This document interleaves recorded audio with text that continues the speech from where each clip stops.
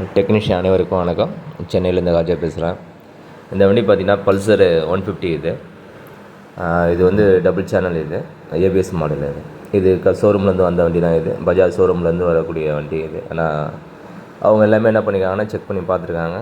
Check பண்ணி பார்த்துட்டு ABS வேலை செய்யணுன்னு நமக்கு கொண்டு வந்து விட்டுருக்காங்க. ஏபிஎஸ்ஸை பொறுத்தளவுக்கு நம்மளுக்கு பார்த்திங்கன்னா இதில் டபுள் சேனல் வரும். இதில் 2 ஸ்பீடாமீட்டர் சென்சார் வரும். இதில் மெயினாக பார்த்தீங்கன்னா ஸ்பீடாமீட்டர் சென்சாரை பொறுத்தளவுக்கு பின்னாடி இருக்க பேக் வீல் தான் இது வந்து ஸ்பீடாமீட்டர் ஓடும். இதில் சென்சாரு ஃப்ரண்ட் வீல் வந்து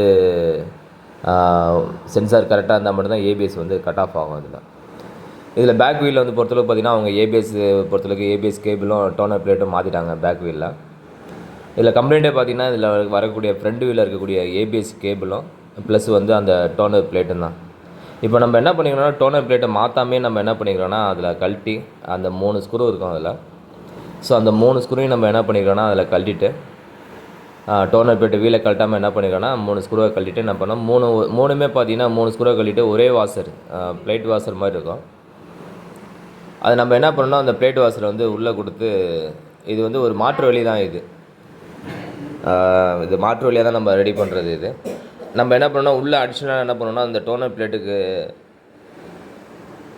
பிளேட் வாசர் மாதிரி என்ன பண்ணோம்னா 3 ஸ்க்ரூவை கழட்டிட்டு அப்படியே நம்ம என்ன பண்ணோம் 3 ஸ்க்ரூவை டைட் பண்ணி மாட்டிடுவோம். அதில் இப்போ அதில் மாட்டியிருக்குதில்ல ஸ்பீடாமீட்டர் கேபிளும் ஃப்ரண்டில் கேபிளும் சரியில்லை. ஸோ அந்த கேபிளும் நம்ம இதில் நம்ம என்ன பண்ணியிருக்கோம்னா மாட்டியிருக்கோம்.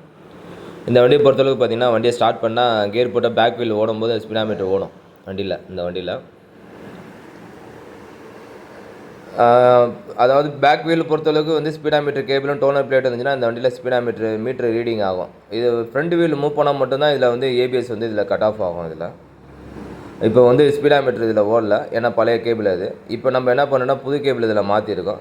இப்போ பாருங்கள் ஸ்பீடாமீட்டர் இப்போ வந்து ஓடுது, ஏபிஎஸும் இப்போ கட் ஆஃப் ஆகிடுச்சு.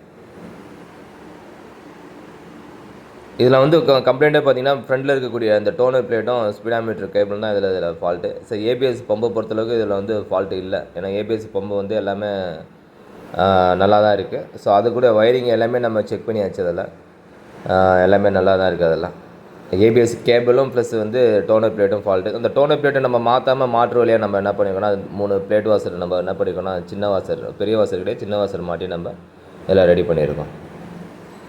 நன்றி ராஜா.